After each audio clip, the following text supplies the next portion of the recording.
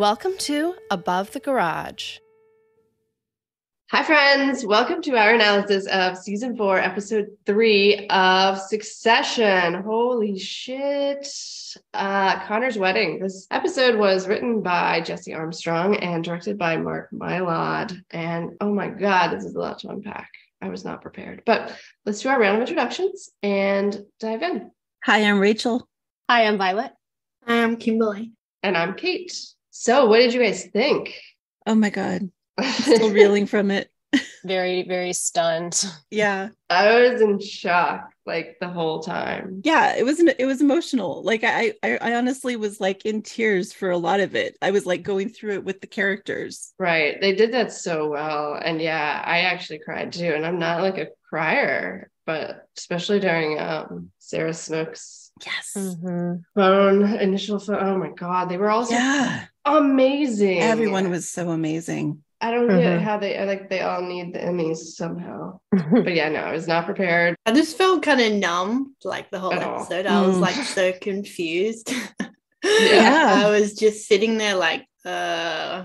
And then the episode finished and like for like the next hour or two, I was just like, huh. What just happened? Yeah, and I think it was intentional. The way they did it was that to create confusion in the viewer, just as much confusion as was going on with the characters that you were watching, because they were reeling in the same way. They were asking a lot of questions, and we were, and I, I was even wondering because we didn't see the event happen, and we didn't see anything on the other side of the conversation. Yeah. So as we're seeing it all unfold with the kids and everything as it's happening, I was like, is this even real? Yeah. You're also in denial. Like, is somebody messing with them? Right. Like as it gradually goes on and you realize how it is, it sinks in slowly. And oh my God, they did it so well.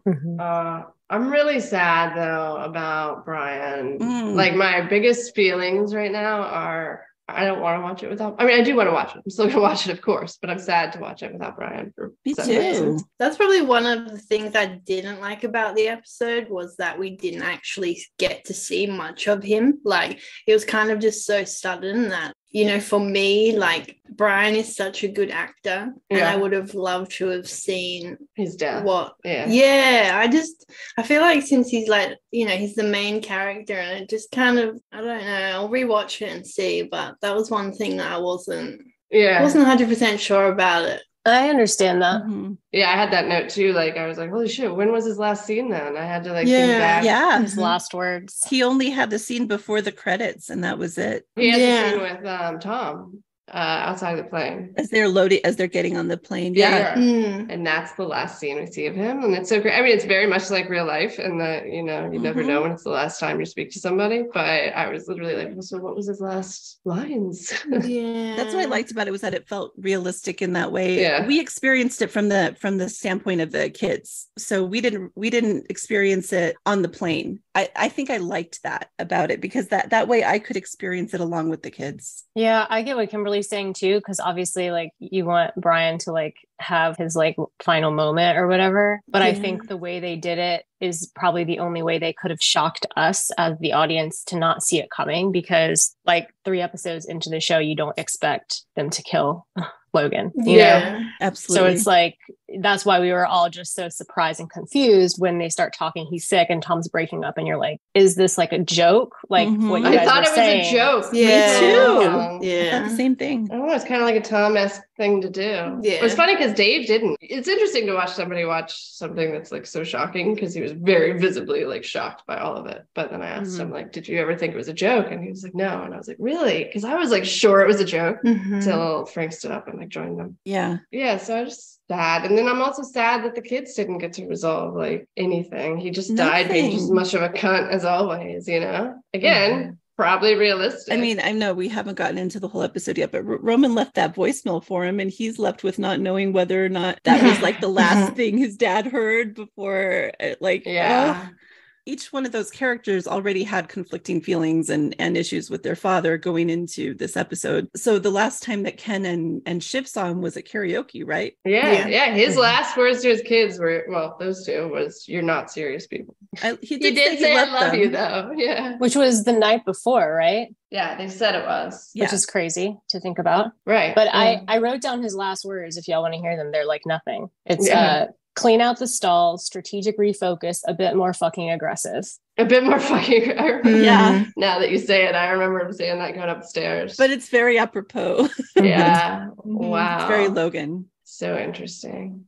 All right. Well, okay. So let's do the episode. So episode opens with Logan calling Roman, still trying to get him to go to the Matson meeting, but Rome's all, Khan's wedding, Dad, are you going to show up at all to your son's wedding? And no, he's literally flying to another continent instead. I was like, I was feeling for Logan this season a little tiny bit. But skipping your son's wedding is unforgivable. Even if he's marrying a prostitute that doesn't love him, it's unforgivable. Carrie did get them some Napoleon Josephine letters, though, as a wedding gift, which I will say sounds like a pretty thoughtful gift. Better than a blender anyway. But all of it's still unforgivable. And then to add to the unbelievable cuntiness, Logan tells Romy he has to fire Jerry at the wedding, despite knowing that they have a close relationship. God, what a fucking asshole. Yeah. And Rome's such a pushover here. Yeah. Before we knew what this episode was going to be about, I thought this is what the episode was going to be about. I thought it was going to be about Roman being caught between his loyalty to his siblings, his father, and Jerry, because he was like being stuck right in the middle. And I think he wants to be loyal to all three, because he'd already been siding with his siblings, but then his father pulls him in and says, "You're my guy." And then now his dad is giving him the horrible task to fire Jerry, who, he cares about. And so it was just, that's what I really thought this episode was going to focus on, but it did not do that. No, it swerved a lot. Mm-hmm. So I was wondering, do you all know why Logan is so peeved at Jerry? Because, I don't remember exactly. I don't either. Something really bad happening. No, I had the same question. I remember the dick pic. Mm-hmm. I remember that. That's even what Jerry goes to, though, right? Yeah. Yeah, so I took some notes on some of the things that he actually said in relation to Jerry.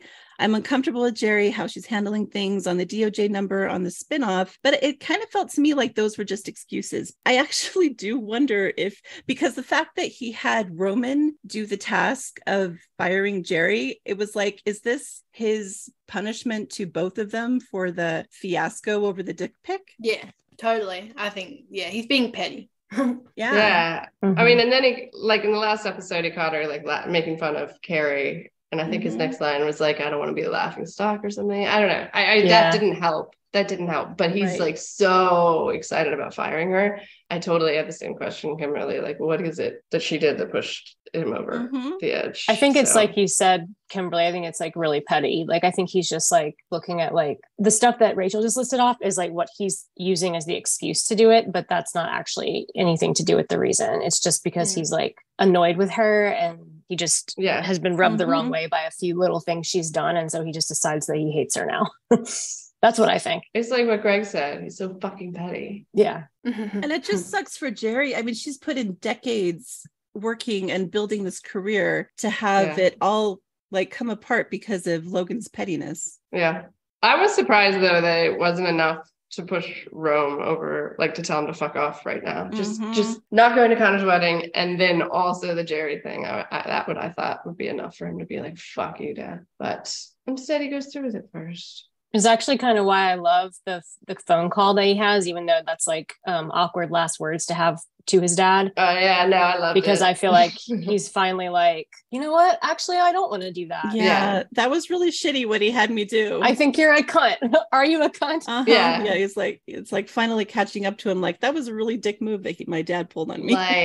Really fucked up. If he cared about me, he would not make me, Right. Yeah. I'm glad that he had the opportunity to say that. Me too. It sucks his last words to say to your dad. Right. It was nice that he had that moment before it happened, I think. Yeah. Right. And I don't think Roman cares about that many people, and Jerry is one of them. So totally. Yeah.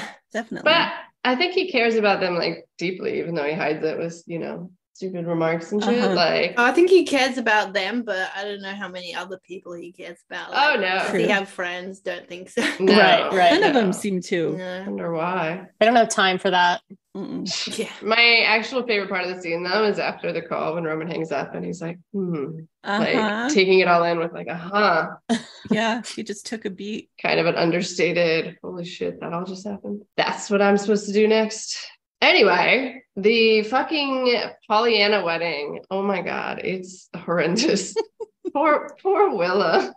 Greg's at the wedding now. He didn't make it. He didn't make the Europe team, apparently because of the Carrie sit down. Oh, but he reveals he's made a little list of nice things to say to Carrie to make her like him again. He's funny. So cute. Tom's just being like cruel. Tom's being cruel even for Tom, like this episode, as far as Greg goes, like really mean. Yeah. Tells him to Logan, just finds him visually aggravating. That was so funny. The whole section. So great. Oh, I hate that he's so mean to him, but all the lines are just so funny that I can't help but laugh. Yeah. At, like how horrible he is. Totally. I don't even know if Logan said anything about Greg not going. I feel like that came from Tom. But anyway, Greg calls Logan so petty and switches tactics to asking if Tom has the support he needs. And then Tom proceeds to tell Greg he's fungible. Yeah, I have 3 or 4 mini Greglets from the pig pen waiting for me. Greglets. Oh, it's amazing. Like a Tomlet. Oh. Greg objects to being turned into a word because he's not just a word, he's a guy. I love that he didn't call himself a man, he called himself a guy. A guy. I'm a guy. The why do you have all these little guys? I wrote that down. Yeah. And then he's like, who are these little Gregs? Yeah. I put down that it was hilarious, but Greg also seemed jealous of the other Gregs. Yeah. I think the other little Gregs are boarding the plane in the background too at the same time. There's 3 people that I don't recognize. I think we saw them, yeah. And you're also like, why are these 3 people on the plane? Why does he get 3 Gregs? But anyway, it was very funny. Greg's so tall, maybe like they equal 3 Gregs. Oh, He's too tall. Greg seemed even taller in this episode, maybe because he was on the boat. He was really towering in this episode. I agree. Back at the wedding, Will is still not psyched, but she's accepting it a lot better than last night. Just telling her mom it's not exactly what we expected, but her mom cuts in. He'll take care of you. I like that we can still see Greg in the background talking to Tom. I really love how this whole episode is shot, and I feel like you need to go back and rewatch like everybody in the background of every scene. That's so true. But Connor approaches Willa and her mom, and he shields his eyes because he doesn't want to see the bride before the wedding. Silly Connor. But you could tell that Willa's mom loves him. Yeah, you could. She was cute. Yeah, she was cute. Connor compares himself to Scrooge, which is very flattering, and she giggles. Maybe he should marry her. But yeah. Willa's mom seemed to approve of her choice. I wonder if she pushed her. Maybe. Logan asks for an update from Tom. He says there's some grumbling about the ATN carve out, but Logan's not going to deal on that. I had to go back and watch the scene after the episode, like we talked about a little before we started, because what the fuck? I didn't realize the significance of it. His last scene. Anyway, Logan's like really excited about firing Jerry. Sounds like Sid's getting the axe today too, and Tom's getting her spot. It's supposed to be a very exciting day for some and very terrible for others. So I think I heard it right that Logan was saying to like make Jerry the fall for the cruises situation. Was that right? Yeah, he did say that, and that is fucked up. Yeah.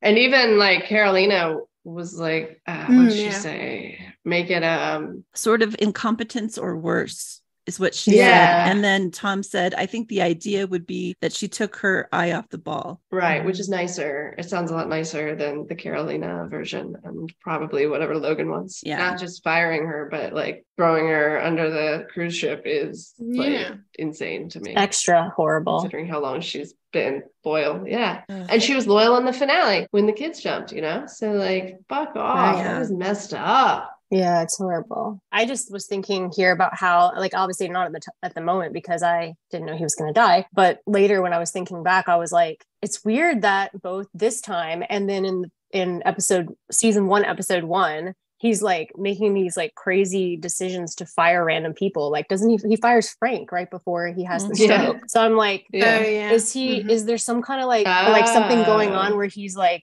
losing it even more a little bit, like right before he has like an episode? Yeah. Do you know what I mean? Didn't that also happen with the stakeholders meeting? When he had the UTI and he was not acting himself and he was making decisions, and then they were questioning, well, did he really mean to make those decisions? Is he right? And so it seems like every time he has these episodes, his brain does sort of fire off in these ways. That's a really good point, Violet. Yeah, because I think we all were saying in like, was it the first episode where he was talking to his bestie? Colin. Yeah. And Poor Colin. we were like, what the hell is he talking about? Yes. Like, he seems like he's lost his mind a little. Off his nut. Yeah, off his nut. That's right. Yeah. That's so interesting. Good call. And good memory, Rachel. But then obviously, like, it's hard to tell for sure because clearly everybody's gonna use that. Well, also because that's just how he is, but also like everybody's gonna use that, I'm sure, later to try to hold on to their positions. Like nothing was in writing. It happened like when he was not himself, like they did in the first season. Like they did in the first season. Yeah, I was wondering what Jerry probably, like, no one like expected Jerry to leave or whatever. So I wonder if she would just keep a job, like nothing happened. Like you said, nothing happened. Yeah. I would think they would want to keep her. Yeah. They need her right now. You don't want to lose. But at some point pretty early in his death, I was like, oh, this is really good news for Jerry. But she covers it up well. She didn't celebrate. You're thinking like Tom. Yeah, I know. Speaking of Jerry, Roman's watching Jerry arrive on a golf cart outside with a date, I guess. Winship comes up to try to talk to him, and Roman's just stuck in his own world of misery and dread. Fuck you, I'm fine. Let's just enjoy the sham wedding and the death of romance. And Tom calls him per Logan's order, asking if he's done it yet. So Roman tells him to back off, you inflatable dicky dick. He's pretty delightful in this episode. Always. He's so good in this episode. Like, incredibly. So I could literally feel him feeling so nervous about Jerry. And like, he was. Yes. His emotions were like so on point. He's the whole thing. Good. And I felt terrible for him. Yeah, seriously. At the end of his conversation with Shiv, when she's walking away and she says fuck off, and then he says you are. Really got me. You are. It's just like they're not saying the same insults. I think the whole thing was coming out of him anticipating having to do this horrible thing with Jerry. And so his brain just, I mean, even though, you know, he tends to react and respond in ways like that anyway. Yeah. But it's like he's just not fully there yet because he's like, I have to do this shitty thing right now. It reminds me when someone like you're at the supermarket or something and they're like, how are you? And I'm like, or you say thank you by accident or something. Or like at the movie theater when they're like, enjoy your movie, and you say you too. Yeah, you too. I was gonna use the airport. Like you arrive in a taxi and they say have a good flight. You too.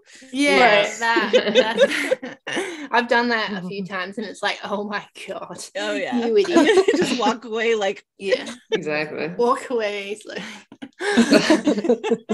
Or maybe quickly. Quickly probably better. Run, just like run. Sprint across the sprint. It's also insane that they like, I mean, he says it, but like that he got a call. Did you do it yet? It's been like 5 minutes. Like, I know. He's like, she isn't even here yet. Which she was, but like totally lied from a distance, right? She had arrived, but she wasn't even on the boat yet. Yeah. She looks beautiful, by the way, in this episode. She did. I was gonna say her that outfit, she looked great, and her hair and everything. Oh, Jerry. Yeah, I loved her outfit. Mm-hmm. I also loved Shiv's outfit too. Like, she's so beautiful. She has that like business thing, but then it's like, but also like the cool shirt that she was wearing underneath her like suit jacket. It was cool. I liked it. And she is dressed in black for a wedding. I was wondering if that's true.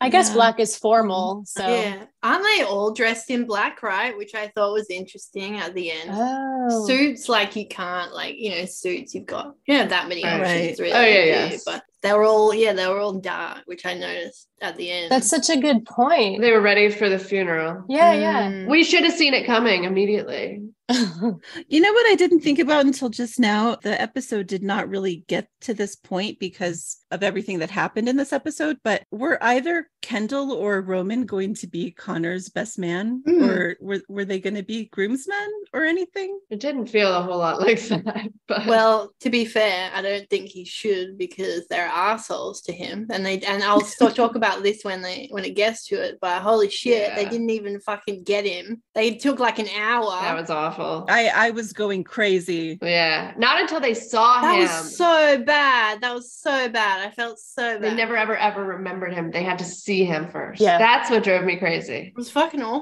It was driving me crazy. Like 20 minutes. I'm like, is nobody going to tell Connor?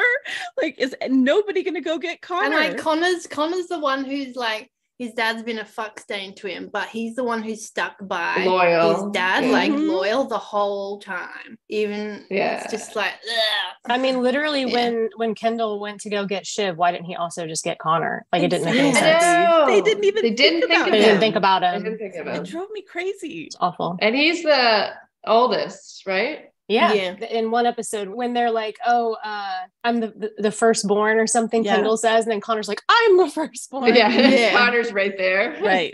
It is a funny thing to say.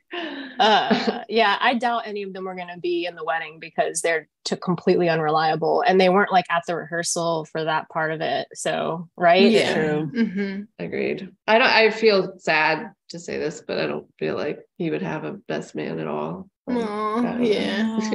he's just a really Aw. lonely character. Yeah. He's like Cameron. I think Oh. Cameron, I would hope, would have Ferris as But his best Cameron had a man. best friend. Yeah. Yes, Yeah. Yeah. But he was so like, he jumped in the pool and like He's like he catatonic. fucked his dad's car. Yeah. Oh no. So, poor Roman. Jerry immediately can read his everything. She knows that she's fucked. And how? Because he's not making disgusting jokes about dicks and vaginas right off the bat. But I like how clearly and quickly she reads him. And I really felt for him here. And he's like, I want to talk about it later, like after the boat leaves, which is so shitty. I hate when people tell me they need to talk to me later. I had the same thought. I was like, you can't do that. Either you have to just say nothing or you have to say it now. Like, you can't say Exactly. 30 minutes and you're going to give the person 30 minutes of like anxiety. No, don't do that ever. Exactly. Even if even when I know it's almost certainly not a big deal. Even when you do it, Kimberly, you stop doing it to me. Do I? You're like, let me know when you're home. That's what you say, as if you don't want to tell me something when I'm driving. And I'm like, no, I'm pulling over because what the fuck, Kimberly? Like, don't you know what anxiety is? I did that to Dave last night because it was really cold and I wanted to get into bed earlier. So I said, oh, let's just turn the TV off and talk. And he was like, what? Yeah, Like, what's going that's a on? terrible sentence. Why would you say that to him? All I said was, I was thinking about, that song, You're So Vain? Yes. Harley Simon. On the radio the other day, I heard a really weird country music version of it. And it was like, you're so vain. You probably think this song is about you. And like, that's what I was telling Dave about. And he's like, what the fuck? Oh my God, you probably almost gave him a heart attack. Let's turn off the TV and talk. Jesus. Yeah, no. You know what? I'm going to find this song and after this, I'm sending it to everyone. Yes, please do. But don't preface it with, I need to talk to you for a second when you send it to us. Yeah, God. We need to talk. Then you go like radio silent for like an hour and I hate it. But anyway, luckily, like, she's not letting that happen. Yeah. Although I did like his explanation first that you make me go weird, as you know, and fully intend. I wrote that down too. That's classic. the fully intend was Yeah. the best part.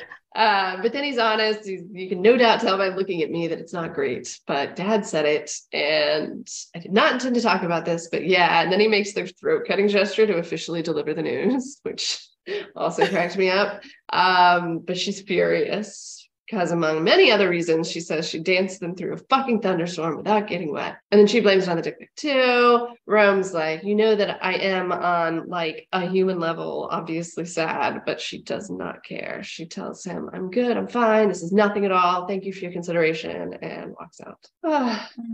You could tell how much he was kind of like watching her walk away. Yeah, and he was she like sad. tears up and Yeah. Jerry. She's obviously not fine. He's obviously not fine. No. He Roman looks like he's gonna cry. I thought Yeah. so too. It was hard to watch. Yeah. It was really sad. It was nice to give Jerry like an acting moment like that in this episode too, because everybody's like crying and emotional, Yeah. and she got like her own little thing there. Yeah. I mean, it was Mhm. awful, but she did so well with that, the way she played it. Yeah, no, that's a good point. Yeah, I'm worried about this season regarding Roman and Jerry, just because it seems like there's so much animosity so far. Yeah. It didn't end well at the end of season 3, and I've always loved their scenes, like just their Me dynamic, too. their chemistry. It's one of my favorite things about the show, and I was so excited because I knew they were both going to be in this episode. But this scene, at least I saw like the pain on both sides, but mostly Roman having to deliver that news to her and not at all wanting to do this and not wanting to hurt her and knowing that she doesn't deserve it. Like there's just nothing about this that's okay.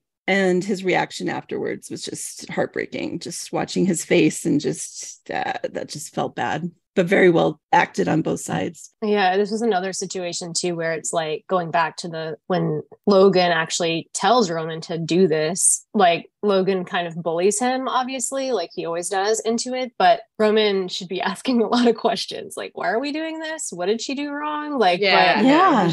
He shouldn't have done he it. just gets like pushed by his dad. Just a knee jerk. Okay. I feel like he was thinking it, but then his dad said something like, I can't remember what he said, like, are you with me or not? Like, basically got really aggressive. And then Roman was like, oh, okay, fine.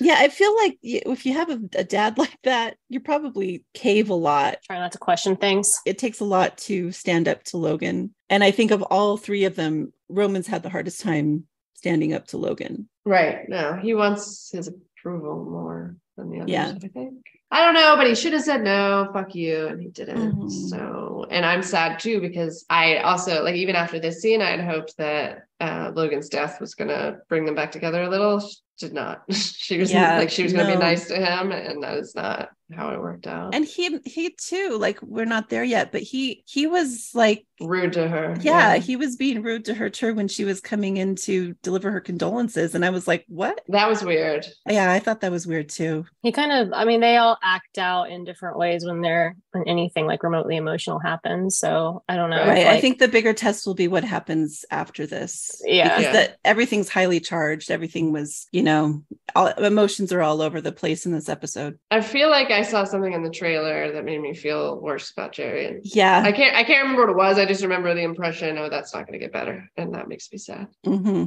So, damn. Of course, they hid the entire topic of this episode from us, so could be they're like that's true, showing us just what they want us to think. It could go a completely different direction, right? I mean, it would, because that would be good for the future for Roman and Jerry to like team up in a way, like power wise. Yeah, they've been a good team. I've really liked them when they team up, and she's been like a coach for him, kind of like like mentoring, and she's supported him, and she's sort of seen something in him that other people don't always see. And I think that's kind of pushed him and given him that boost when he has these moments sometimes where he just has really good instincts and he has really good ideas. Yeah. And I think that kind of comes out because, someone like her who's been in this business for decades and is really good at her job, like believes in him to a degree. Yeah. So without that, it makes me sad for both of them. Like, and she has the experience to balance, like you said, he has good instincts. He has a lot of like pros. His con is that he doesn't have the experience and the education, but she does. So I agree. I'm hopeful that over the rest of the season that there'll be a resolution there, but they're not going to give that away in the teaser. Right. So Connor's freaking out about the cake. It's subpar. He says the cake is inadequate. I do not want to see the internal qualities. Don't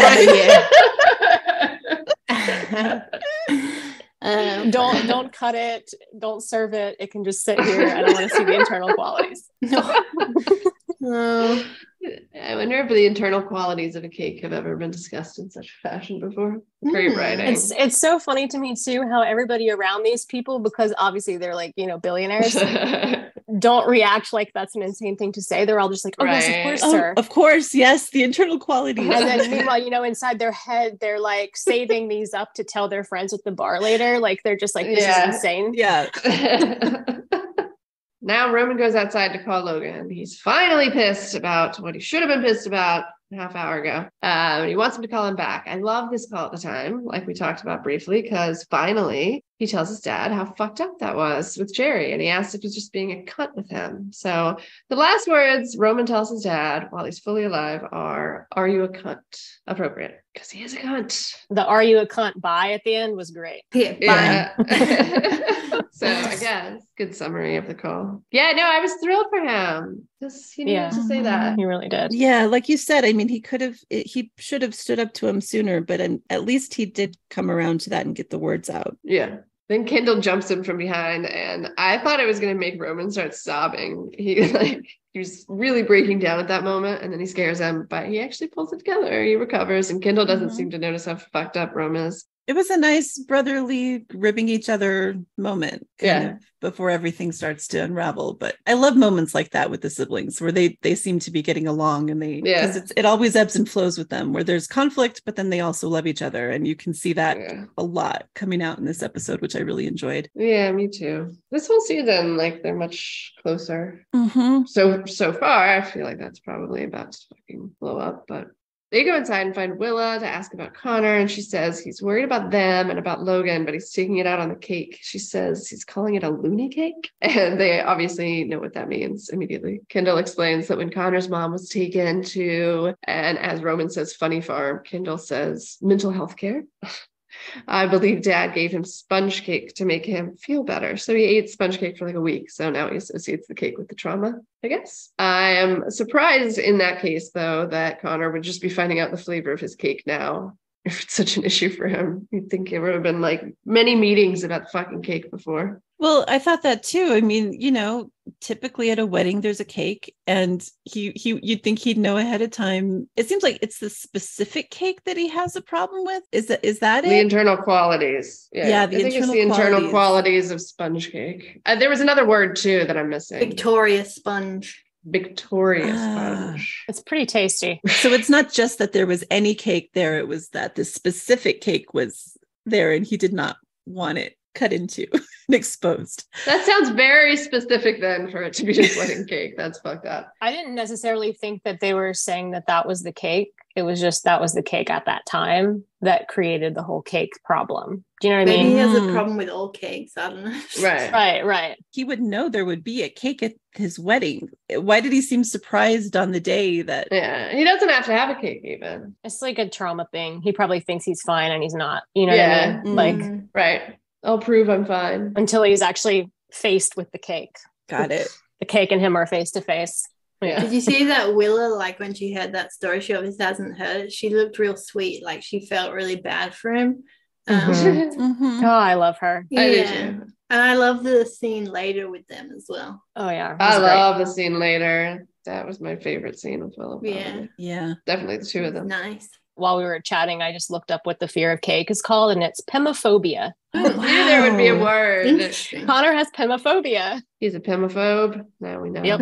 Sounds kind of filthy for some reason. It really does. Sounds a lot worse than cake. I wonder how many of those there are out there, though. Like, he had a very specific story that makes sense. But do all pemophobes have a very specific story that makes sense? So if any of our listeners out there have pemophobia, yes. Please let us know. Send in your stories. Mm-hmm. Yes.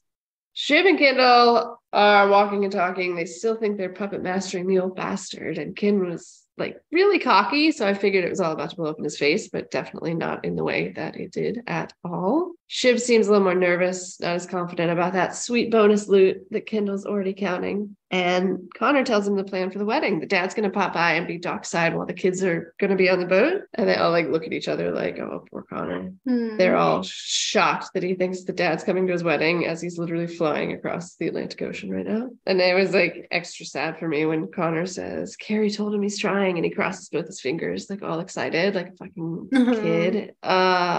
Did you guys notice that at the beginning of the scene, like Greg tries to say hi to them and Kendall goes, get your nose out of our trough, Greggy. Yeah. Oh, yeah. They walk by Greg and Rome like casually cock blocks him on the way by. And then, Kendall and Shiv blow him off entirely. And it's it's so funny. Yeah. And it's weird that they're talking about a trough as well. Isn't that also for pigs? Like Greglets and piglets.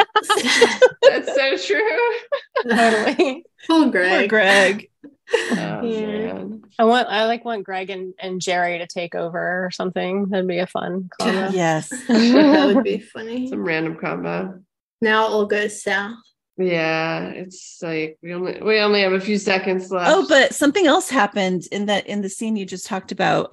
Tom tries to call Shiv like twice and she dismisses his call. So I think he was trying to call her about Logan first and she wasn't taking his call. I wondered why he called Roman. Yeah. Yep. She like looks down. It's really quick. She looks at her phone screen. I had to go back and pause it. Yeah. And his name pops up on her phone and she dismissed it twice, I think. She could have talked to her dad. Oh. She could have been the first one that that Tom talked to. That's sadder when she realizes that, if she hasn't realized that yet.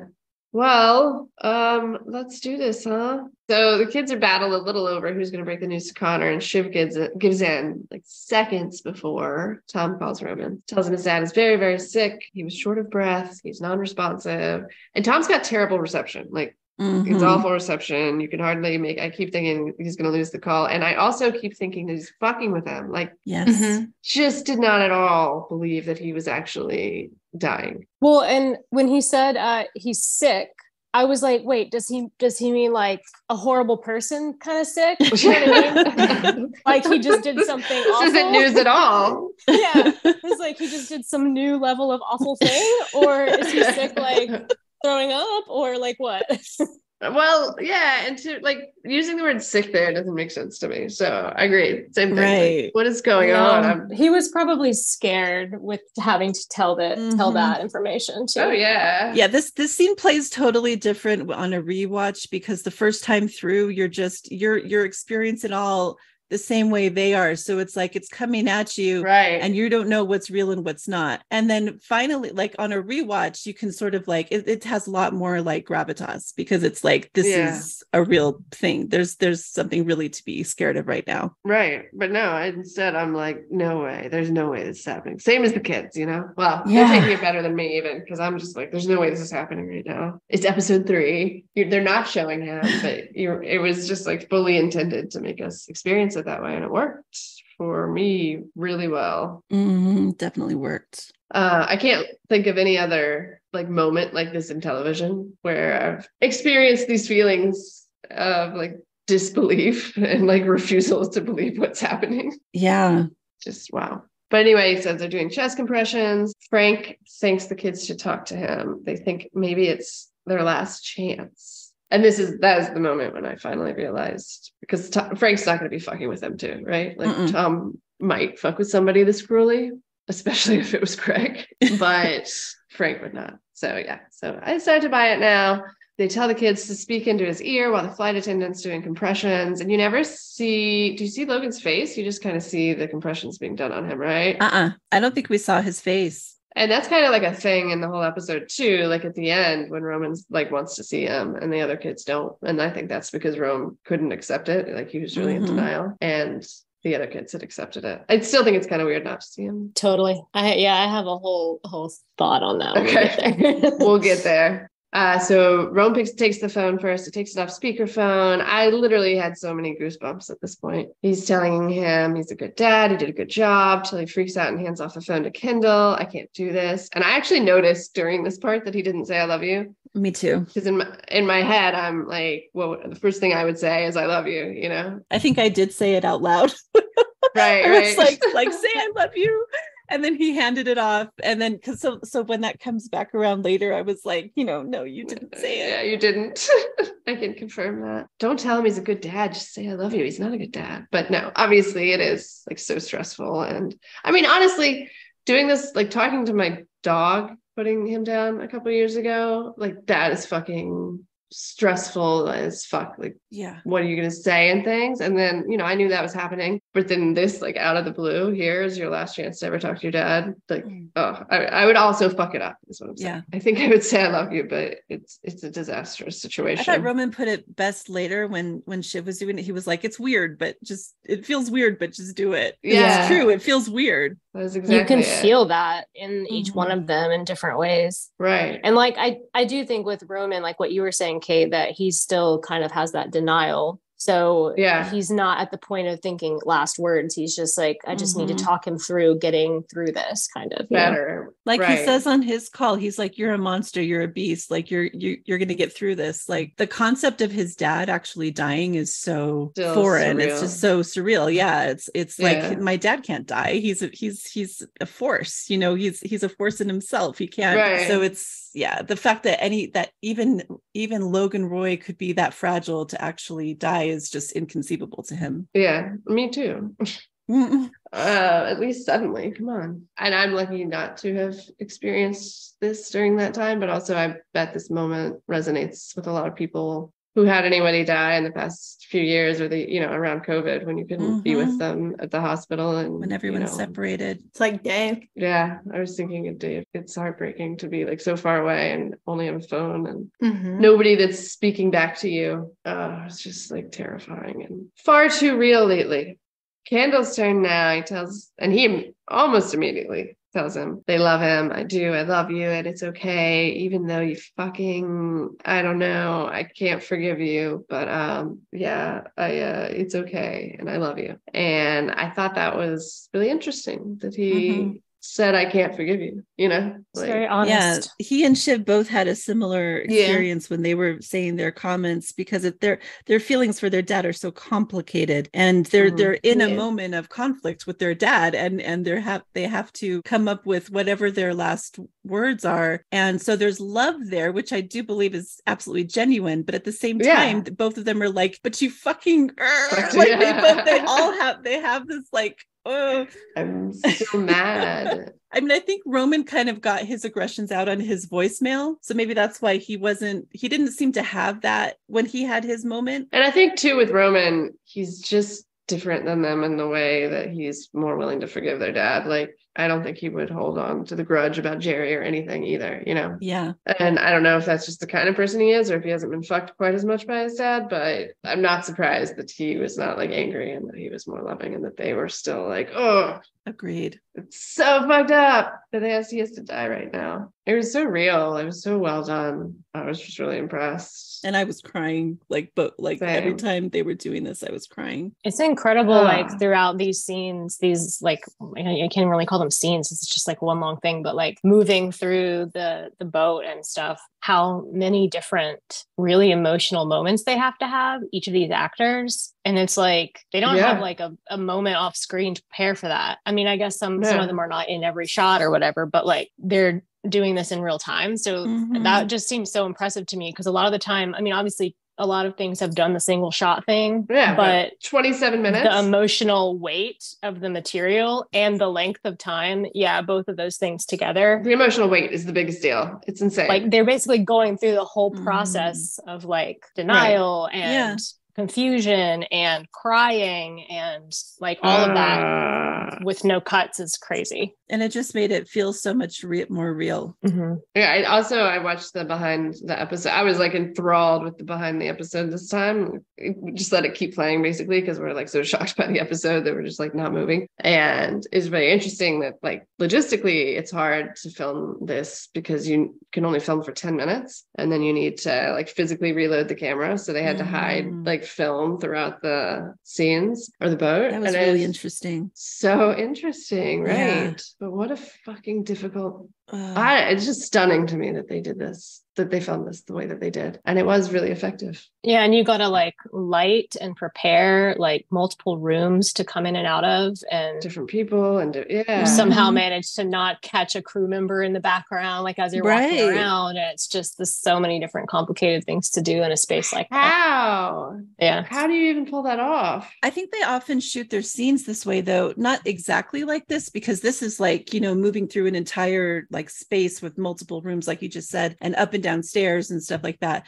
But I think I've heard that when they shoot these scenes with like a lot of people in a room, they tell people you have to be in character all the time, because we're just going to have the cameras moving around and we're going to catch different angles and different shots as the scene goes on. But it's like, there isn't necessarily like, okay, this camera is focused on you right now. We're going to shoot this and then we're going to move to this. It's like they have to constantly be on and responding to whatever's going on at the time in the room to make it a lot more realistic. So I think they might be to an extent used to that a little bit, but this also seemed just next level. And it was just very realistic to what these characters were going through, which made me feel like I was going through it with them. Yeah. I also feel like just technically, like this is probably not hard for somebody who's used to it, but like someone just said about the stairs, going up and down stairs, and I'm like, I want to watch the camera go up the stairs handheld and how they're doing it so steady. I mean, there's like equipment for that, but I love handheld stuff and like shooting handheld stuff, but like no way I'm that steady with anything. Like I would just be like boom, boom, boom, up the stairs. So I'm like, how are you doing that? Like I know the answer is that they have the right equipment, but I just want to watch it. I want to watch like a behind the scenes of this whole episode, like for an hour. Yeah, same. I'd watch hours of this episode being filmed. And it was interesting. I was really glad they had each of the actors discuss how physically and emotionally taxing like these 2 weeks were to film an episode like this, and how they go about it in different ways. You know, like Sarah has to check out after, and obviously Jeremy is method actor all the way. So, but like hearing Kieran, all of them talk about just how hard it was. It was really, really interesting. I'm glad that they did that, gave that to us. All right. Now, and I thought it was nice too, after Roman and Kendall are done, because kind of pissed off about this, but like the boys aren't thinking about Shiv, and Tom is being a good husband. And he's like, is Siobhan there? I really think you should get Siobhan. But this is also in the middle of me asking like, why aren't they telling Connor? Yeah. This is right when I'm was losing my shit. I was like, why hasn't anybody mentioned Connor? Nobody has even thought about Connor. It's so fucked up. Yeah. I was like, is it because it's his wedding day? But I don't think so, because they didn't say that. They didn't say, the same things went through my head because it wasn't that. They literally just forgot about Connor. So 100%. So sad, but interesting. This family is like that. Really, we shouldn't be surprised, but it just made me so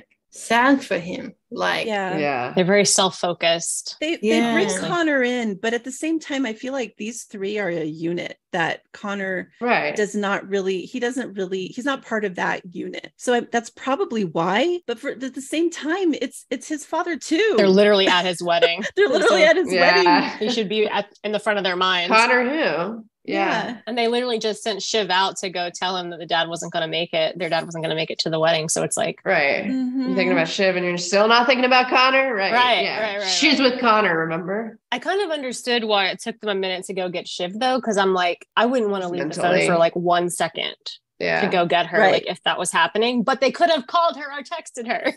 Right. But there's a guard at the door too. There's a security guard at the door. So like go get Shiv. You would immediately be like, go get Shiv and Connor. You know, that was the only that's a great thing point. that made me mad, because I'm like, dude is standing right there. When Kendall went to go get her though, it was really sweet the way he was like Shivy honey, and I was like, oh no. And the look on her face, like she immediately knows something's really wrong. Because he's upset and she can tell. The way that the two of them are together, and this is really sweet. And like later when they're holding hands and stuff. Oh, I know that one killed me. The holding hands to go tell Connor. Oh my God. Yeah. I mean, he could have walked a little faster, but he's trying to play cool so as not for the market's sake, let's say. Right. As he walks to her, and at first she thanks him for making her tell Connor, and then she says mom, which I thought was interesting when they talked about that later too. But anyway, he just tells her all the facts. When she gets back upstairs, Rome runs the phone to her and says they think he's gone. They think dad's dead. And her reaction like gutted me. No,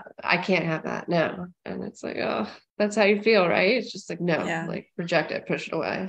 But Kendall asks Tom if Shiv can talk. Oh, first she doesn't know if he's dead or alive. And she's like, what did she say to him first? Like, you're going to be okay or something. And then she's like, wait, is he dead? Yeah. It's like, oh my God, this is also like such real confusion. It just happened so fast. Because Roman hands her the phone saying they think he's dead. Right. So that's the last thing she hears. It's like not enough time to even take that in. But this is where Rome, it just says, I know it's weird, but he encourages her to find a private space and just talk. And I was crying so much at this point. Sarah absolutely crushed the scene. They all did, but this one just, I don't know. It was so fucking shocking. Anyway, the theme, like we said, was that Ken and Shiv's last words are like, they love him, but they can't forgive him. And it's just interesting that they both can't say, I forgive you. And they're being so honest. Yeah. She said like, there are no excuses. And then she kind of stopped herself and she's like, it's okay. Yeah. It's okay. I love you.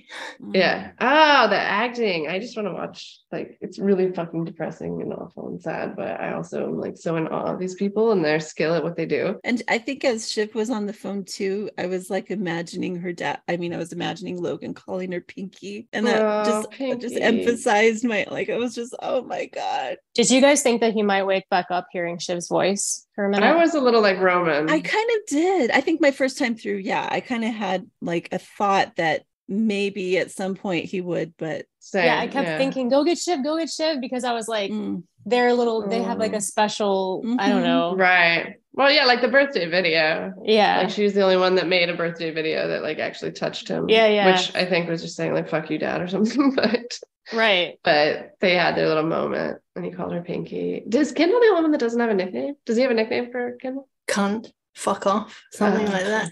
Yeah, that's true. How could I forget? I think everyone's nicknames for everyone else in the family is cunt, though, really, if we're being fair. Right. Yeah, for sure. And then they establish Logan's doctor isn't involved, and Kendall tries to shift into business mode, calls Jess to call everyone. I had to laugh a little at the expert in airplane medicine, which there probably is one, but poor Jess. Good luck finding the world expert in airport medicine in time to save my dad. When he calls Frank to talk to the pilot, Frank's like, he can't talk, he's flying plane. And Ken just asked him to tell them to do it right. And then he asks them, is he really gone? And Frank tells him he doesn't want to bullshit him. He thinks he went, he thinks he's gone. One of my favorite shots was when Kendall hangs up the phone. You see a shot of him like in the distance with the water in the background. It was a great one. And his emotions too. Oh my God, on his face, you mean? His face was incredible this episode. Yeah, it's so good. I'm so happy that it's sort of a weird thing to be happy about, but that these kids, the way they reacted to this was so, I mean, all of their emotions were mixed up in their own personal feelings towards their dad, but I didn't get the sense that any one of them was taking this as an opportunity. No. At this point in time anyway, to like elevate themselves, because we do see that with Tom's character a little bit later on, but none of the kids seem to take this as like, okay, how do I leverage this? They're all actually experiencing the grief and the pain as they should be, as humans. Right. And the love of their father. Yeah. Yes, which is genuine. So I really loved that. Me too. And even like it's very out of character for them too, right? You'd expect them to be thinking a little bit more about the succession of the company. Exactly. But it literally takes until, for me, I think it took until Hugo said, just to let you guys know they're working on a statement, for it to even like seep into their heads. Oh shit, like there are implications, for our future, huge implications for our future. It doesn't, and they're still resistant. Help them focus. They're still all over the place, and they can't even think about that at that point. Yeah. Kendall was definitely like the most business minded, I think, when that happened, but I'm not really surprised. He's been fucked over the most. So. And that was kind of the way he was in season 1 too, right? Like when they were in the hospital and they pulled him aside to try to figure out what to do. And Shiv was like, I don't want to talk about this. Like our dad's dying or whatever. And then Roman kind of slides over with Kendall eventually to figure out how they're going to take the company. And it was a similar thing to me, but like, obviously this time I feel like what Rachel and Kimberly were just saying, like they were more like they weren't as much thinking about that as they were that time, which I guess less time had passed this time than in the season 1 episode where they're in the hospital. It had been hours, so they had more time to like think things through. Yeah, I thought that was really nice too. You wonder how he would have experienced like one of their deaths. You mean Logan with one of them? With one of the kids, yeah. I would hope that it was as painful, but I wonder. Interesting. Anyway, Kendall rejoins Shiv and Rome, and Shiv's mad they didn't get to her faster, but mad in a very nice way. She's not really mad. She's just like, why didn't you come get me? It's okay. And Rome assures her there was no time. But Tom's apparently told Shiv that Carrie talked to him for a very long time, which is something I would be interested in hearing. Another thing that kind of struck me is watching everybody like listen to these phone calls. This is such a like private moment, but Frank and Carl, and they're all just like listening, like, what are the kids going to say to I don't know if dad? they could hear through the fucking phone, the fucking plane noise. I could barely hear anything. I really like, I want to picture Kimberly in this scene, like, turn off the fucking plane. Just turn it off. Seriously. Just let it go down. Yeah. Yeah. I want to hear what people are saying. It's too goddamn loud and I want to eavesdrop. Oh my God. I did keep like coming to and realizing again that they had people on speakerphone though. Did you guys have that? Like where you're just like, oh, they're still on the phone with Tom. Like it's just been sitting on the table this whole time. Yeah. In this scene, I think is when I was like, whoa, Tom's still there. Yeah. Because you like forget he's there and then you're like, oh, I mean, it makes sense. Obviously they don't want to lose the connection with him. Right. Yeah. But you're so focused on what they're saying. And then they're like, Tom, and you're like, oh shit, Tom's been listening to this whole thing. Right. And this is the scene too where Rome remembers the message he left his dad. Did he check his messages? And then he realizes he didn't say I love you to him, which we discussed. Aww. So then he starts to talk to, like, ask Tom to ask him to talk to him again. And then he stops. And that's when they finally fucking notice Connor. Like, again, right? It makes me so angry that they had to see him first. Yes, like, they didn't think of him at all. They had to literally see him and be like, oh, who's that guy? Oh, shit. Unbelievable. Oh, so bad. But Rome's like, I cannot tell him. And Kendall and Shiv walk out crying and holding hands. And it like almost killed me on the spot. The holding of the hands. Yeah, that was cute. Like little kids. Like, it was like little kids. The affection between all of them was, I loved it. Like they kept hugging each other and I loved it. Yeah. It was really sweet. Roman especially seemed like, and then the way when he said, he was like sitting on the floor or whatever, when he said the thing you just said, Kate, about like, I can't do it. But he's like, I mean, I could, because he's like trying to be like, I'm here to do what I need to do, but like, I also can't. But if you guys could do it. Which was really real. I liked that. Yeah, it was all so real. But anyway, so they walk out. Connor's still bitching about the cake when they pull him away and they tell him that they think that dad's dead. Honestly, I was actually really mad when they led with he's on a plane to Sweden, because I feel like they didn't have to say it like that. I think that is extra offensive since he thinks, well, I guess he knew because she did tell him already. Anyway, for some reason, it really bothered me that they led with that because I felt like that was hurtful, but obviously it was not intended. And he didn't notice. What did they say? They said like they think he's dead, and he's like, is he dead? Yeah. Of course, nobody's really fully been willing to say that yet. His initial reaction was the most stone-faced, I guess, of all of them. Like he didn't immediately jump to emotion, because the first thing he says is, well, other than then is he? Then he says, he never liked me. Yeah. Which is so sad. Yeah. That's the first thing you think about. He like goes back on it and he's like, no, not that, or something. I don't remember how he does it, but he said, I never got a chance to prove myself to him. Oh, yeah. Because that's clearly like all that he like has been living for, to like run for president, do something to make his dad proud, and now his time's up and he never succeeded, and that's a fucking heartbreaking admission, thing to accept. I remember in the first season when they're trying to revamp like the image of the family after Kendall went rogue, and they go to Connor's ranch, and Connor's like so happy that they've all come, but in reality like they're only there. Logan's only brought them there for the press thing, and I think Connor basically figures that out, and it just reminds me a bit of that, because that was it's just sad. Like his whole existence is so sad in relation to his family. The last episode, he had that heartbreaking line about when you've never been loved, you don't miss it, or something like that. Like, oh my god, when your family doesn't love you. Jesus. This poor guy. And then we have this episode where his own siblings don't think about him for 20 minutes while his dad, because it's true. The saddest part is what he said is true, like they love him to some degree, but it's nothing like the love they have for each other or their dad, or it fucking sucks. And Rome brings the Tom phone to him, but Connor refuses, saying he can't do this. The other kids follow him to an apartment, and Rome very adorably goes to hold his arm. I loved that. That was very cute way. Kind of like leans on him, sort of. Yeah. And he kind of had to lean like kind of a distance to get down in a weird, awkward. And he hugged his arm, and then Connor like hugged him back, and it was so sweet. It was like an awkward, like sweet, like hug. Yes. It was cuter because of how awkward it was. Because it's perfect for both Roman and Connor, I think. And I noticed throughout the scene too that Connor like comforts each of them. Like he put his arm around Shiv. He hugs Kendall. He's being a good brother, being a good big bro. Anyway, now he wants to know what happened, and Roman remembers saying, hello, fucky sucky brigade, which is how he picked up the phone. Which was very funny, and I think I didn't mention it earlier, but it's funny, the things that stick with you. They're telling him the details. Seems like Shiv didn't know he was in the bathroom even. Rome's becoming like more and more in denial, I think, than he even was before. And Shiv tells him he sounds delusional, but he just wants him to stop saying he's dead. It's not a very nice thing to say until you know for sure. And it's like stunning now how, in denial he is for everybody. And Sarah, Shiv, is like crying so convincingly. I mean, she obviously is actually crying, but it's just so impressive to me. but Roman wants to get some real doctors in there and find out if he's really dead. Connor and Kendall hug, and then Connor's comforting Shiv. Everyone's acting is incredible. On the plane, Carl closes the door on the compressions. I felt like that was a serious move. Carl wants a drink. He says, I'm going to have a little stiffener. Yeah. The way you phrased that was great.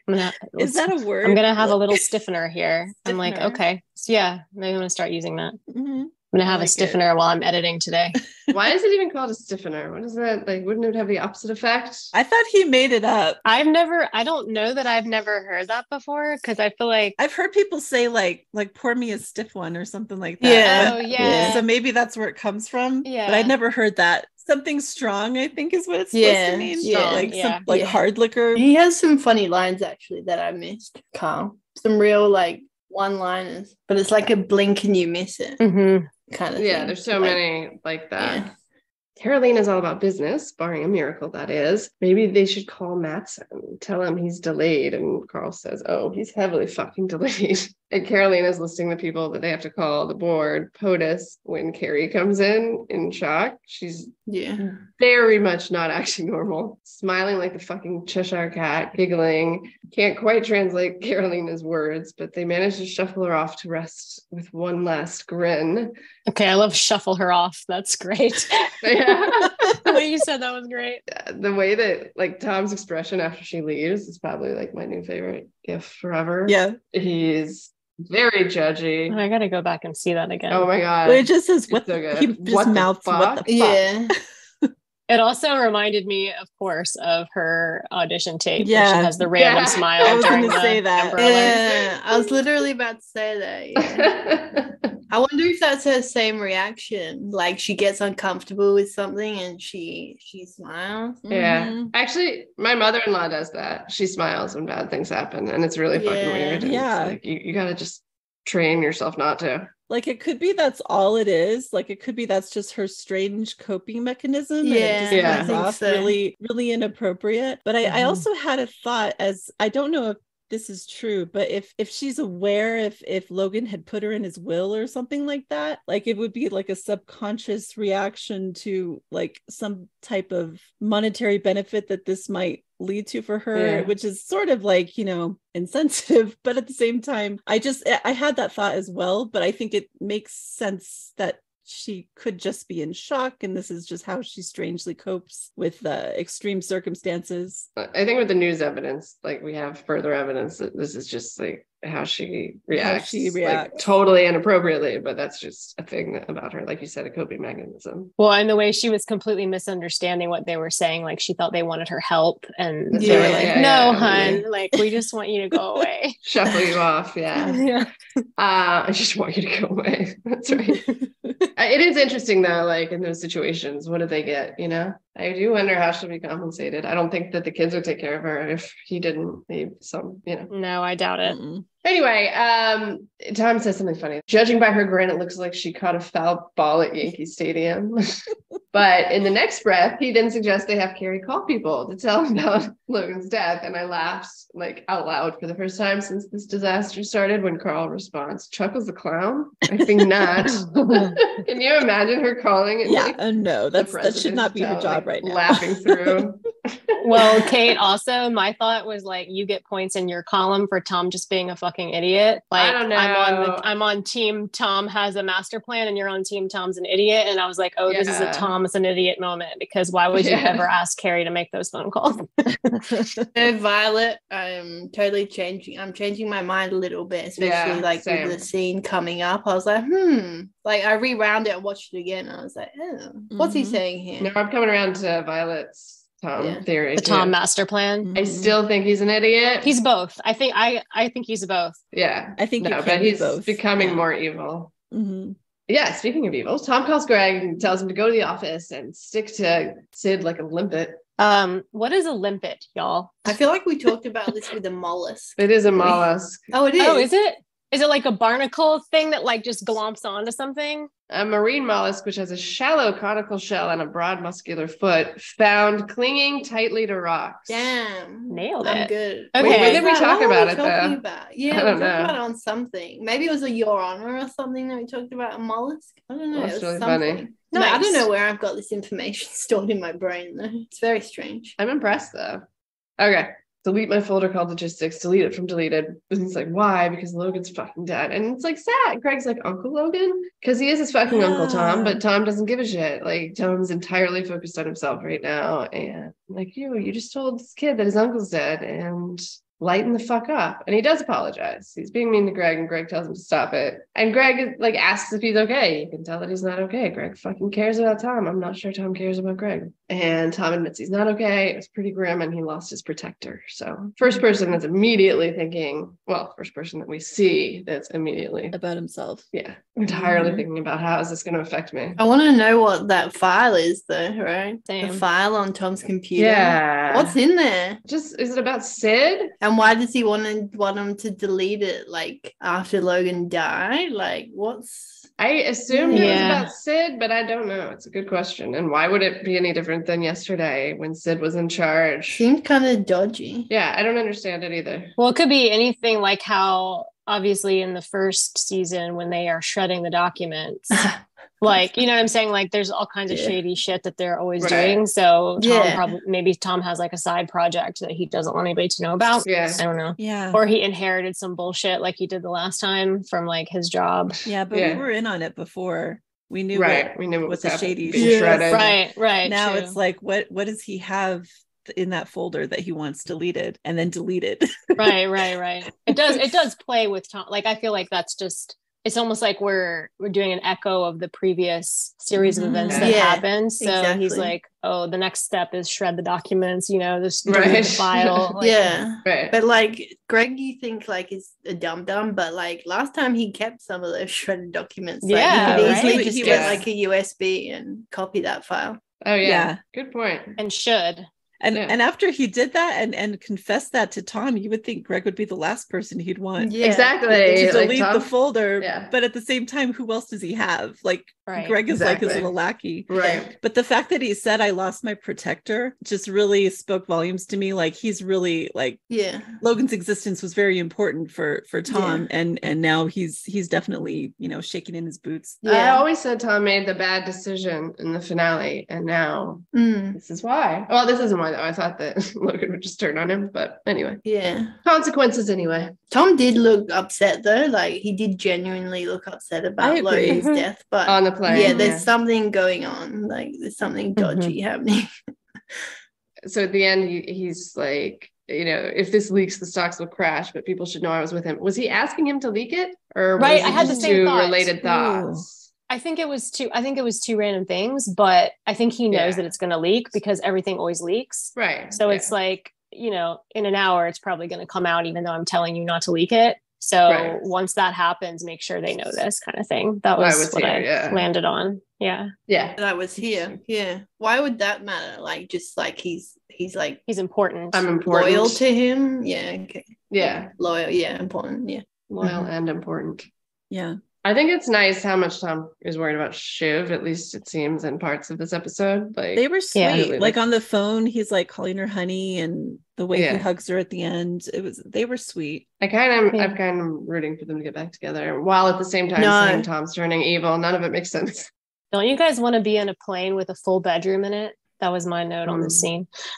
Not with a dead person in the front, but otherwise speaking, yes, I would love that. He walked in there and I was like, literally, it's like a full like satin coverlet, like made up bed and an airplane. Yeah, that's crazy. Crazy. Yeah. Imagine traveling like that. How much better it would be. I think that's the best Yeah. thing about being really wealthy is the way they travel. Because like Right. traveling, those parts of Yeah. traveling are what suck. Like Oh, the, yeah, the airport, planes and the TSA, all that airports and shit. dealing with all that stuff. And if you can just get on a private jet or Oh my those God. helicopters. Walk on. When I watch Succession, those are the moments I envy the most of the wealthy is just, oh yeah, everything else is terrible. I know, exactly. Taking these luxury cars to the landing strip, and then you just get on your helicopter that takes you to the jet that takes you to just, oh my god. And they are always If handing only. you like champagne and scotch and stuff as you're boarding, and all leisure. It's awesome. Yeah, it's crazy. It's really funny when Greg re-enters the wedding and his date like shocks him by asking, do you think your uncle's gonna make it? And I was also like, what the fuck?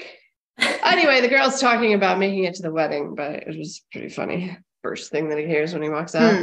Like, what? Although everyone's gonna know in like a few minutes probably. But Hugo walks in to liaise between the plane people, the fucking sucky brigade, and the kids. And Tom calls Kendall again, tell him they stopped the CPR, as Roman's still being in denial, but that doesn't even really do it. But he wishes that they hadn't stopped it. And then the fucking ship starts sailing. It's so funny. You totally forget that the ship was supposed to leave and it hasn't. And you're like, oh. And all the people on the boat that are just going about the wedding business that have no idea this is happening, obviously. Yeah, I feel like that's just like trademark Succession, like humor, the ship leaving right then. It's like, oh, they haven't forgotten about that's true, yeah. humor in this episode. And the kids are like, what the fuck? Where are we going? And they tell Hugo to go find out where they're going. Before he goes, he tells them that the plane peeps are starting to draft a statement. And I feel like he says it to like kind of wake them up to that aspect of situation without, blatantly stating that they need to start thinking about the consequences of all of this, what's going to happen next. The kids are horrified for personal reasons, but they are also starting to realize the business implications that need to be handled. Roman calls the plane people and puts them on speaker again. This feels pretty fucking presumptuous. They mention the markets, and Rome does not like that. Oh, the markets. Yes. Will someone please think of the market? Interesting, though, because Logan was talking to his bestie Colin at the restaurant a couple episodes about people being like markets or something. Yeah. Frank drops the word estranged, which Kendall reacts poorly to. They tell them they were together last night. Estranged is a strong word and not accurate. This also feels like season 1 when Kendall was like kind of lying about what happened. They were together last night, but I feel like he's setting up, trying to like reframe it to imply that they had all like made up and everything to help. Right. The way he words it is so funny as well. It made me laugh. He was like, we all had a family function last night. Karaoke had a family function at a bar. He should have dropped karaoke. We went to karaoke with Dad. We went to karaoke with Dad. Oh man, you should have said it like that. I have so many questions. I have a question about the CPR. So like they did it for half an hour. Yeah, is this confusing? Is that because they kept saying like they're not allowed to stop? Yeah. So I was wondering if that was like an airline thing, if it was a rich person thing, if it was like in his like his what do they call that? Your like living will, not objectives, but your anyway, yeah. Just to answer your question, I think it's the airline probably that they need to try to keep going until they get to a real doctor. But try to keep going. But they stop before they land. Right. Yeah, maybe it's a half hour. I think I've heard of like things where people have been like almost an hour. Carrie Fisher, like I think she had like CPR till she landed. Oh, really? Okay. It's weird though. Like, how does someone survive that? But on the topic of CPR, Japanese researchers report that continuing CPR for a half hour or more may help victims survive with good brain function even after a full 38 minutes. Oh wow. So that's a lot that you could come back from that. So they shouldn't have stopped. Is it to the beat of like Staying Alive? Yeah, that's what I mean, it is. That's how you remember it. Wait, really? Yeah. Literally. Staying Alive. Staying Alive. That is literally the correct beat for it. So that's why it works out really well. It's from The Office, by the way. Is that where I learned it? Yeah. Anyway, okay. All right, let's go. Finally, Jerry finds out. Jerry comes in to the kids' room now. She's really sorry. Ken just wants to know from Jerry how long they can hold on to this information, and Shiv unbelievably asks if they can keep the plane up there, just fly around for a while, which is a completely insane suggestion. And Rome's like, absolutely fucking not, because he still thinks the doctor can save him.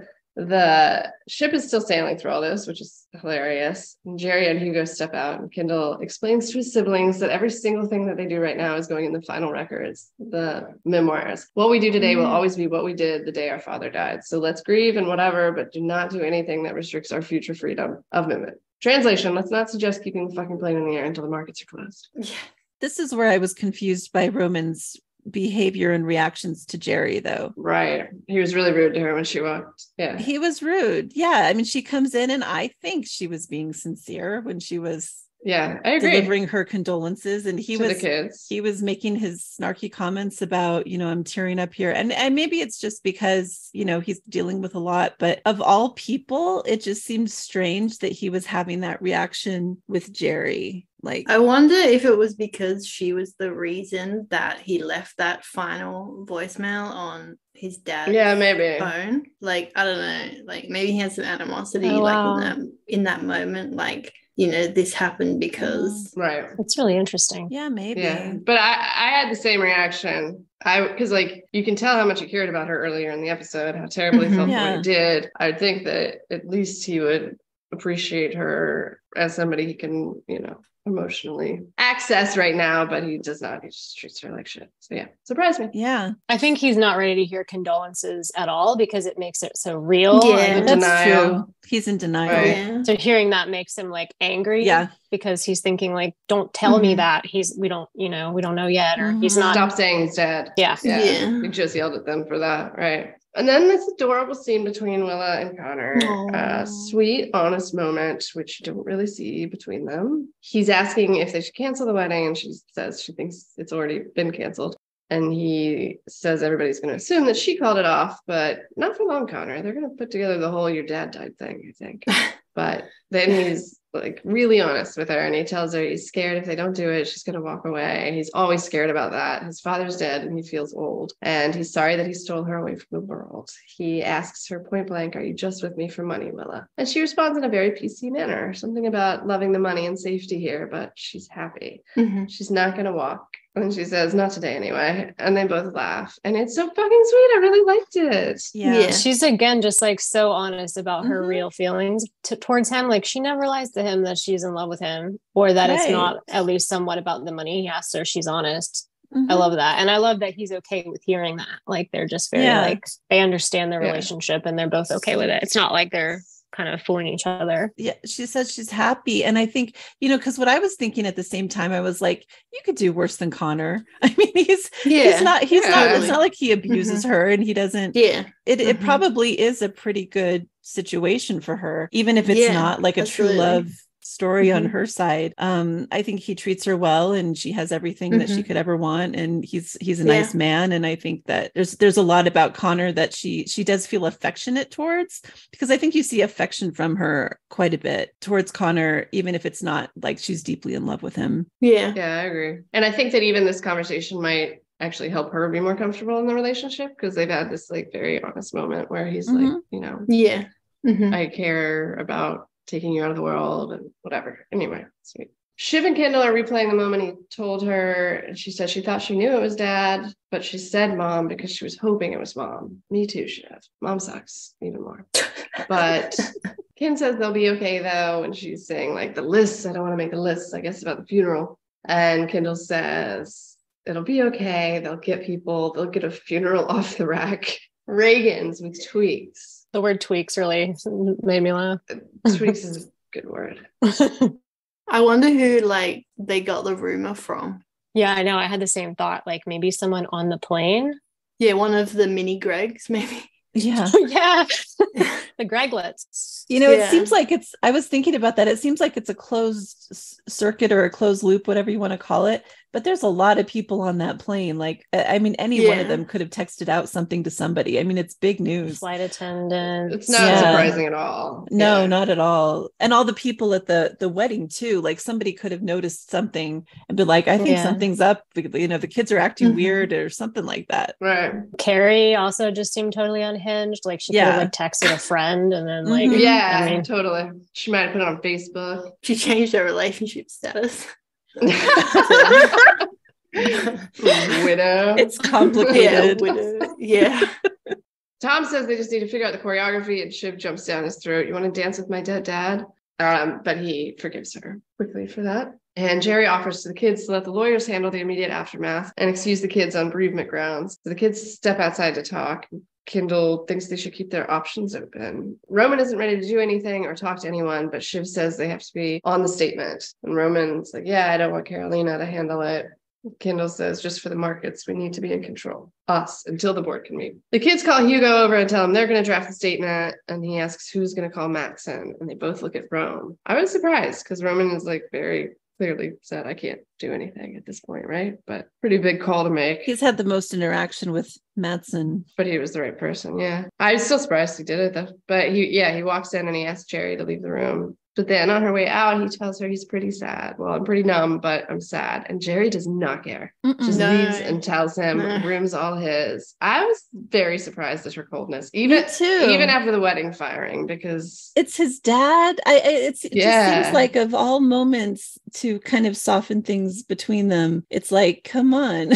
She's bitter as fuck. Yeah. The previous scene, I understand what you guys are saying about Roman's reactions to her, but in this way, Jerry being cold towards Roman when he's literally verbalizing that he's sad to her, it's like, I don't know what he was expecting or wanting, but some word of comfort, maybe a hand on his shoulder. I don't know, just anything from Jerry, because, they've previously been friends. And it's just, I was just really disappointed with that moment. Yeah, I was like, me too. This doesn't feel like them. I agree. At least a hand on his shoulder on her way out or something. I had a moment though of thinking, I wonder if she thinks he's trying to manipulate things by making sure she knows he's sad and announcing it. Do you know what I'm saying? Like, because she is going to be in a powerful position after this, and he wants her to know that he felt real feelings here.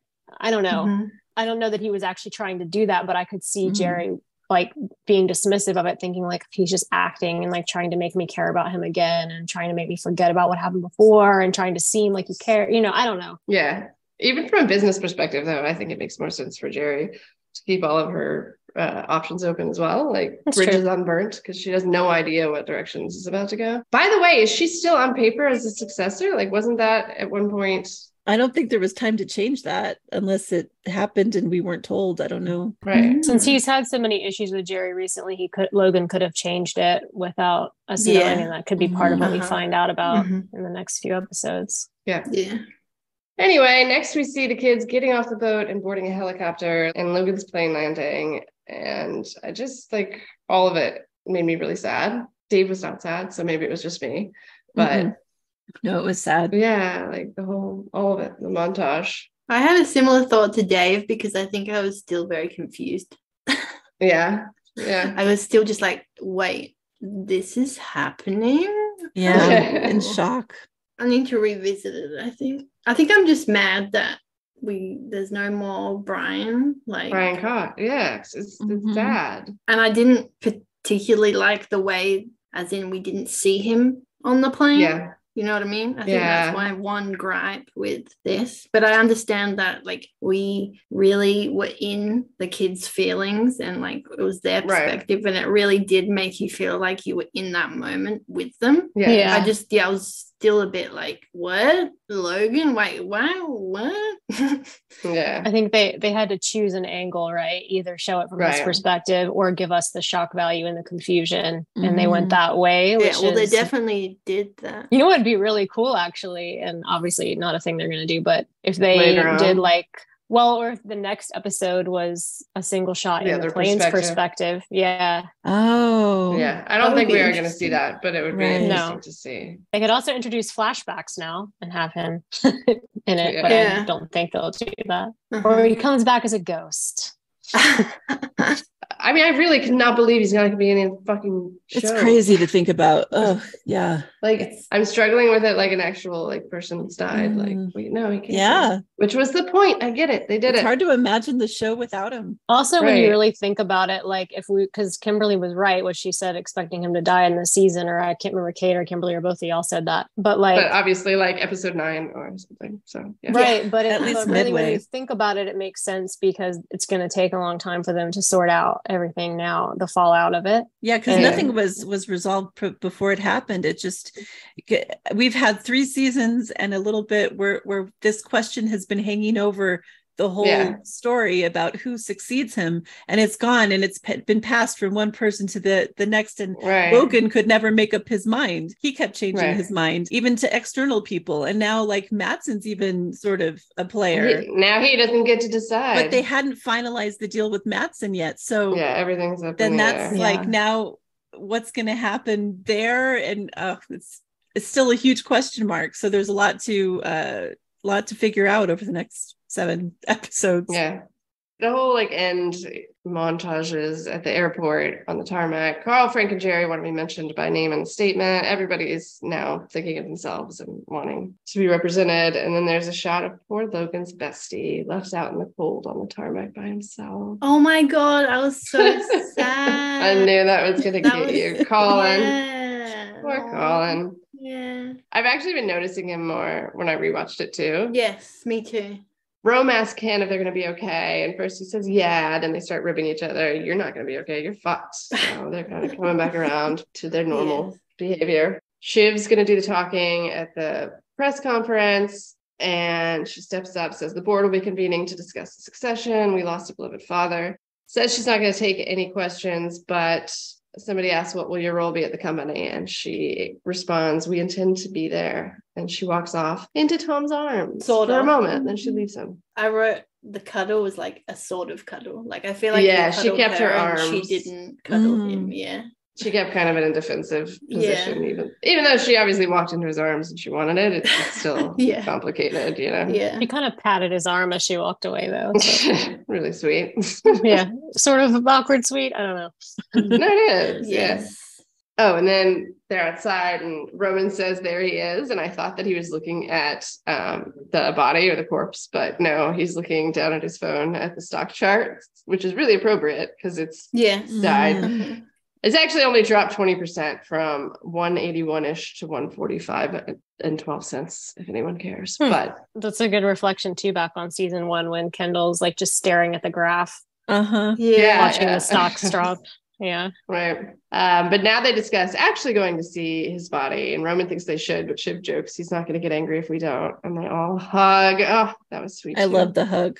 Shiv walks off, calls to Tom. Roman's going to go see his dad, and Kendall doesn't want to. He says he'll watch from here, from afar. So Roman's got to go alone. And I mentioned earlier, like, I wonder if this has to do with him being in denial and them not, you know, does he need to see the body to process it? But also I feel like most people see the body in this case. So I don't know. Yeah. The first I have like weird, when Roman was saying about going to see him, I was like, yes, go see him. Because when my first cat died, that was like the first time I had really had like straight experience with like a close, you know, being deal. It's in a my huge life deal. Dying. Yeah. And I didn't want to see her because it was like, I was freaked out. And then, because it wasn't like we put her down, she just died in the house. Anyway, so when she died, I didn't see her. I didn't go look at her. And then I started having nightmares that she was still alive after we cremated her. So then when my grandparents passed, I was in the room for one of them dying and on the phone with the other one on FaceTime when he died. And I had my mom hold the camera to him while he was dying. And I know that sounds like morbid and insane, but for me, I think it's important. Yeah, like I needed to see it. And so I was totally with Roman. Like, I feel like it's it's emotionally obviously very difficult, but it's easier to accept that the person's gone or that the animal's gone or whatever if you can see it. So I would have been like, yes, you got to see it. And I think Roman is like that with it, where he has to see it to accept it. Yeah. For closure, for acceptance, like you said, acceptance, and everybody grieves differently. Like each of the three handled it differently. Like Shiv just wanted to leave, and she wanted to hear what happened from Tom, because as she wanted to go with Tom and says, "Tell me what happened on the plane," or something like that. Right. Go through it again. Kendall just needed the space. He just wanted to see from a distance, and Roman needed to see it with his own eyes, you know, right in front of him. So they each had a different way to handle that moment. Yeah. I liked the little I think it was Shiv that said, when they were talking about going to see the body, and she was like, no, and she was like, he's not going to get angry if we don't. And I was like, that was quite funny. But he was sad that you didn't go to his birthday party, so maybe you should. Well, No. he fucking deserves it. So. I know he does. God damn it. God damn it, Logan. This is again like the roller coaster of this show is like you care that he's dead, but then you kind of are like, but he's a shitbag. Like, do we care? Right. That's how we feel about everyone to a degree. Yeah. He literally died Shitbag. skipping Connor's wedding. So Yeah. Yeah. just fucking karma, right? Although dying is a better excuse for missing the wedding than just not showing Right. up. I wish he hadn't known the other part. I'm wondering if any change in the circumstance would have changed what happened. Like if he'd gone to the wedding, would it still have happened? Very good point, because there's doctors everywhere there. I'm quite confident. So Ooh. you have a very Yeah. good point. Selfishness killed He him. probably wouldn't have died if he went to Connor's wedding. There What you the go. fuck? And then we see Connor and Willa going through with it, but there's like 2 people there. And at first I was like, why did everyone else leave unless they like officially called it off? And then they just decided to do it quietly later, I guess. What did you guys think? I thought it was weird too. I was like, why would so many people be absent? Right. I knew some of them A lot be would gone, leave. but there was like literally 2 or 3 people there, probably Willa's mom and some Right. Mhm. the caterer. I don't know. The way Willa said in the scene, like, I think it already is canceled, made me think that they had already made some decisions to like, we should probably just go ahead and call it. Mhm. And then when Connor changed his mind, I don't think they'd said anything yet though, because he says he was sort of projecting if we do cancel, Yeah, he was actually. then they'll think it's because you called it off or you left. Mhm. So I don't think they had told anyone yet, because when she said that, my impression was she was saying, I think it is canceled because I mean it's your dad, you know, it's Right. it's I gotcha. Yeah. it's It over has to be. or whatever. Yeah. Yeah. One thing that did think about was that he probably invited a lot of media people and they would have left when the news hit. Yeah. Logan That's so died. Yeah, true. that's true. Okay. ATM. So that might be part of it, but Because they said that too, that he had Yeah. the media and stuff. Yeah, if most of them are Right. media people, they're gone. That's Great true. point. If you're not, it would be more interesting to stay. But most of the people who worked at Waystar are media people. So a lot of it's a media company. There's not many people it doesn't affect. I do kind of feel like 1 or 2, like if I was a media person, I might be a little like, okay, everyone's going to be at the airport, but nobody's going to be at this wedding. So like, I'll get an exclusive. At the wedding, right? Yeah. Yeah. Kind of a big deal to see what happens there after the fact, Right. you know? Yeah. But Unless they just told everybody it was canceled and then went ahead privately, which is possible. yeah. that's my assumption. I did love though that it was like the opposite of what Connor actually wanted, and I think he probably Yeah. prefer it that way. It was like intimate, and it seemed like it was really sweet and nice, and they just had that sweet moment. And honestly, it seems so sweet and genuine between them. Like that, she was very, affectionate with him. It was, it wasn't like a cold ceremony. Like from what we saw, it looked happy. Mhm. So Yeah, good for Connor. Good for both of them. and they just went through with it as well without anyone there. Yeah, especially on Willow's side, like she went ahead with it. Like she had a really good opportunity to put it off. Yeah, totally. Although I did wish we because I've seen some stills, I think, from like some ceremony pics, maybe the stills. Like obviously we didn't see that in the actual show, but it was real nice. I was hoping we got to see a little bit more, but it was cute. Okay, and then at the end, Shiv's driving off, Roman's watching his body get rolled into the ambulance, and Kendall's watching from afar, and it ends with a cool shot of Kendall and the moon, and a very somber rendition of the theme music. Very pretty, Yes. very sad. Really pretty, yeah, over the credits. Yeah, but like, what a fucking episode of television. Crazy. It was a masterpiece, like so many of these episodes are, but it's like this one really, I think, is now my one of my favorite, like definitely Episodes. Yeah. one of my favorite episodes. I think I was most emotionally affected by this one, or at least Definitely. top view of my life. All right, I think that's a wrap on season 4, episode 3 of Succession. We'll see you next week for the aftermath of this insane episode. Thanks for listening. Bye.